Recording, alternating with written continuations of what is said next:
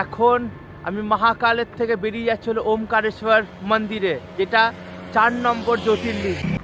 আমাকে একটা অটোওয়ালা প্রায় 2 কিলোমিটার অবধি ছেড়ে দিল, বললে তুই ভারত যাত্রা করছিস বলে তোকে আমি একটু ছেড়ে দিই। মানুষজন কত ভালো। এখন এটা হলো ইন্দোরের হাইওয়ে, আর আমাকে প্রায় 40 কিলোমিটার অবধি একজন গাড়িতে ছেড়ে দিল। এই যে আমার সাথে এই যে দাদাকে দেখছো, এ আমাকে পুরো একদম ওমকারেশ্বর অবধি ছেড়ে দেবে। এখান থেকে ওমকারেশ্বর তো কতক্ষণ দাদা? 2 ঘন্টা লাগবে। 2 ঘন্টা লাগবে। যাচ্ছি তো ওমকারেশ্বর জ্যোতির্লিঙ্গ, ঠিক আছে।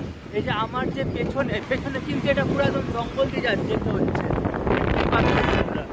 তো এইটা হলো এমপিতে না সব থেকে বেশি কিন্তু ফরেস্ট আছে। ফাইনালি পৌঁছে গেছে হলো ওমকারেশ্বর। তো এখানে আমি থাকবো 2-3 দিন, পুরো এক্সপ্লোর করব, তোমাদেরকেও বলবো কেমন জায়গা, ইচ অ্যান্ড এভরি ইনফরমেশন